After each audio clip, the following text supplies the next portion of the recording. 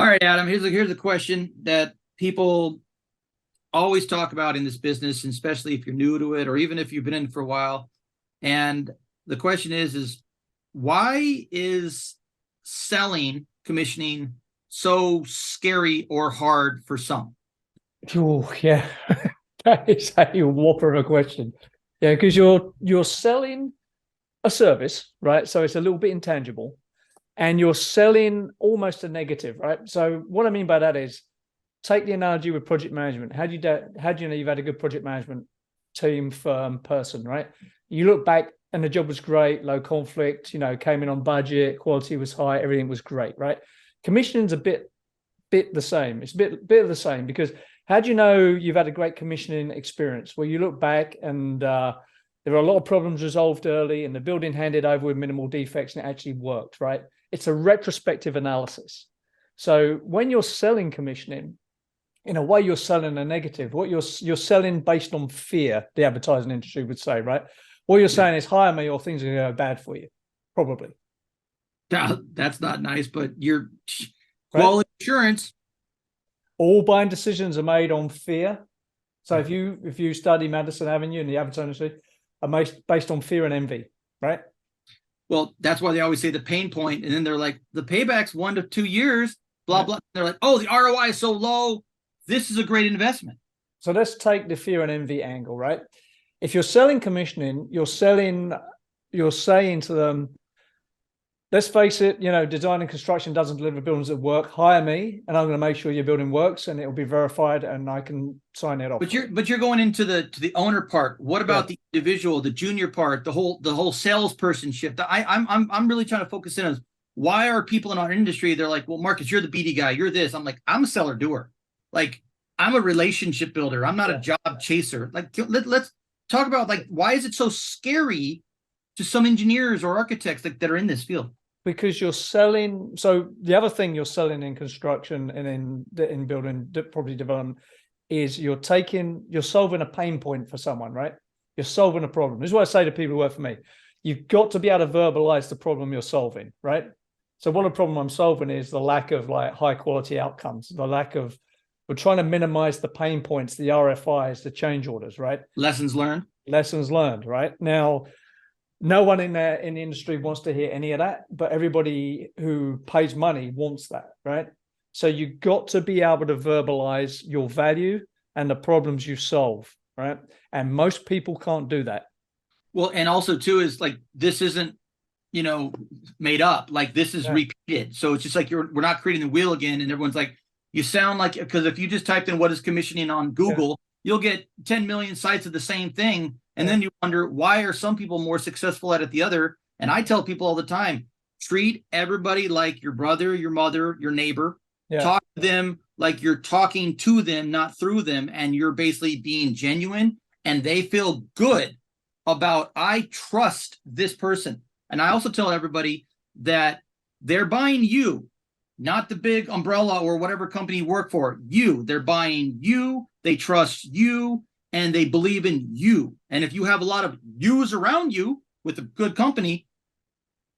So let's look at it from the prism of a few things, right? So first, let's go down the advertising route, right? So fear, people are buying it because they fear their buildings won't work, right? Envy. Yep. People are buying it because they know someone who's actually had a great experience and their building handed over with minimal defects. They want that. I envy that. I want it, right? Yep. Then there's reputational fear. I'm the project manager. I want to come off this job looking great. That means I've got to hire the best possible people to give me the best possible outcome. That's a fear-based decision, by the way, right? When I used to be a developer and development manager, and I used to hire firms, the big question in my mind, look, you're never allowed to say out loud, is, will these people blow up my career and make me look bad? Right? Yep. Everybody, by the way, FYI, has that thought when they hire you. Right? Yeah. When you're in front performing like a juggling monkey, they are thinking to themselves, is this person good enough? Are they going to make me look bad? Do they represent us? Are they to our core values? And it's just do they represent us? Are they aligned with us? So alignment. You become an owner. To your point right there, it's interesting. I tell, when I work for a big company, I basically tell them all the time, do not go in that room and say, I work for this company. Walk in there and say, I own it. Yes. a stockholder, I am a principal, I'm an owner. So when they realize that you're taking accountability, your responsibility, you don't just say, oh, I'm with the gorilla. You know what I mean? The big one. You know what I mean? It's just like walk in and act like you own it. And they'll be like, you see what I mean? Like ownership and accountability. So to your point, the other thing is when you are selling this, and everybody who works for you and with you is selling all the time just by demonstrating their competence and social proof, right? So when you're in that meeting, they are buying you. Yep. They're buying you and what they see in front of them. Yes, right, you might work for Stantec or Arup, and they have a certain reputation, right? But at the end of the day, again, when I was a client, one of the questions going through my mind was, can I work with this person? Is that, are they crazy? Are they going to really be crazy to work with, right? Are they a crazy person? You know, it's like the crazy ex-girlfriend experience. You don't want that, right? So, you know, you've got to demonstrate when you are selling, you've got to demonstrate social proof for you and your team, your competence, your outcomes previously, right? This is all part of the stack of persuading them that you're the right person to do the job, right? Because people don't leave firms, they leave people. People don't buy firms, they buy teams and people. And this is the key thing. And you've got to be successful, you've got to be able to verbalize your competence, your successes, and then you understand their problems and pain points.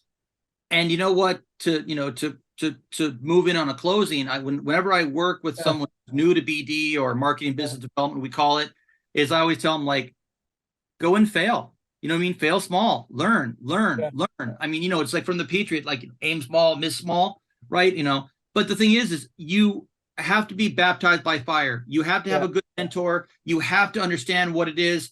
And no is not a bad answer. Don't be afraid of no. Embrace no. You know what I mean? Learn how to be better each time. Lessons learned, work on it. Like you have to love to sell and you have to love to do. And I wish more of this salespersonship was taught. I push it as much as I can because you then find the value in yourself. And once you have the value in yourself, people see it. Yeah. And they can see that, right? So they can see that. And they can also see when you're BSing people, right? Yeah. Right. So this is why I love this about the American attitude in business. Like in America, it's okay to fail as long as you own it and acknowledge it and talk about how you got past it. In a lot of other cultures, it's not like that. Right. There's a pride thing there that stops that conversation happening. I always tell people, don't be sorry, be better. Yeah, exactly. Work on it. Just work on it, get better at it. I mean, so if I see someone working on it, I'm going to help that person. But if I don't see them work, I'm like, not worth my time. But man, if someone is like some student, some junior, some engineer, some architect, I'm like, I'm taking you under my wing and we're going to rock this. You know what I mean? To summarize the answer to this question, I would say to everyone, like, social proof is what matters and communication. Social proof plus communication. The social proof that you know what you're doing, your team know what you're doing, you know how to solve problems, and you can see what the issue is in front of you, and being able to communicate that effectively without being boastful, showboaty, right? You got to communicate in the way that you're in service of the client always and the project. And also too, is this going to sound crazy, but I always tell people, like, you know, go with another person, best ball it. You know what I mean? Like if you're with someone on your team and you have a good relationship, a good, personality with each other, like people feed off passion, they feed off stuff. And then, whoever you're in front of, they're just going to be like, this is a great conversation. Thank you. I learned something today. I felt good about our relationship, our meeting. Don't try to sell it, build the relationship. Actually, I read a great thing about Jeff Bezos. I've been studying his shareholder letters recently because I'm a nerd. And he says when he goes into an interview with someone, he wants to, if he's spending half an hour or an hour with someone, he wants to come out with an insight from that person. Yep. So, that's a value add, right? You might be in that interview with a client, you might not get the job, but you should be looking to communicate something to them that they didn't know previously in an unboastful way, not in a boastful way, right?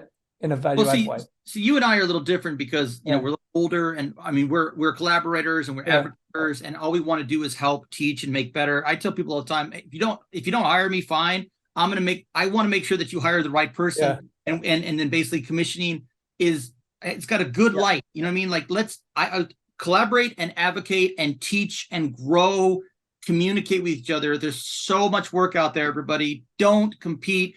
don't have the race to the bottom. Just reach out. There's so many of us who basically would love to help you be better. But really, to go from senior engineer to like team leader and practice leader, the difference is the ability to communicate and sell your services and your benefits. Right? It's not about how clever you are engineering. That becomes irrelevant as you move further up the ladder. And I'm going to end this by saying that there was a quote, I'm probably going to, not going to say it right, but people never remember what you gave them, but they always remember how you treated them. Yes. How you leave a job is how you remember. That is another big Exactly. thing. Yeah. Okay. It's a wrap on that one. That's a good one.